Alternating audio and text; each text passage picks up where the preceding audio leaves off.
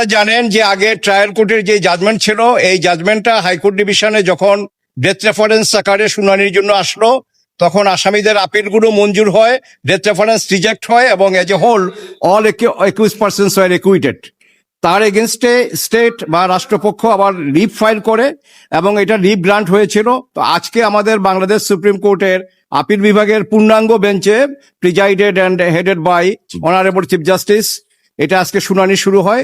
তো শুনানির শুরুতে আমি কোর্টের নোটিশে একটা জিনিস আনলাম, সেটা হলো যে এই মামলায় দুইজন আসামি যারা পলাতক আছে, একজন হলো আপনার মাওলানা তাজউদ্দিন, আরেকজন হলো মোহাম্মদ হানিফ।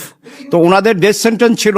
হাইকোর্ট ডিভিশনের জাজমেন্টে যদিও ওনাদেরকে খালাস বলে ধরে নেওয়া যায় এই জন্য, কারণ হাইকোর্টের রায় ছিল যে non appealing accused will also get the benefit of this judgment, অর্থাৎ তাদেরকেও খালাস গণ্য করা যায়, এটা আমরা আগে বলেছি।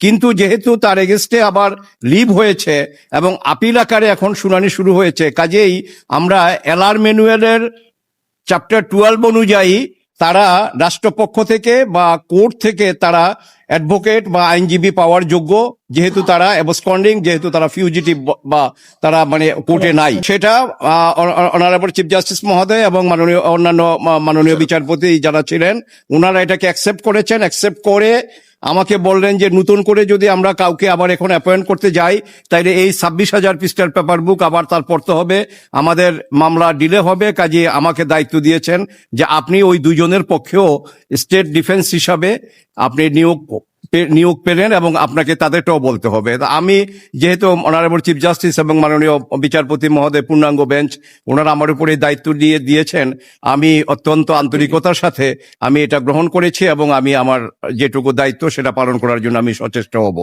আর মামলার বিষয়ে এটা রাষ্ট্রপক্ষ পেপার বুক থেকে পড়া শুরু করেছে এবং এখানে সাক্ষীগুলো ওনারা পড়েছেন এবং পেপার বুকে হাইকোর্ট ডিভিশনের যে জাজমেন্ট, এই জাজমেন্টটা সবিস্তারে আজকে উপস্থাপিত হয়েছে। লাস্ট যেটুকু আসলো সেটা হলো যে মুফতি হান্নান ছাড়া আরো যাদের স্বীকারোক্তি আছে, এই স্বীকারোক্তি মাননীয় আদালত বলেছেন যে এগুলো আমাদের দেখতে হবে এবং এগুলো আপনি আবার দেখে রেডি হয়ে আগামী বৃহস্পতিবার আজকে বৃহস্পতিবার নেক্সট 24 তারিখে বৃহস্পতিবারে মামলার পরবর্তী শুনানির তারিখ ধার্য করা হয়েছে।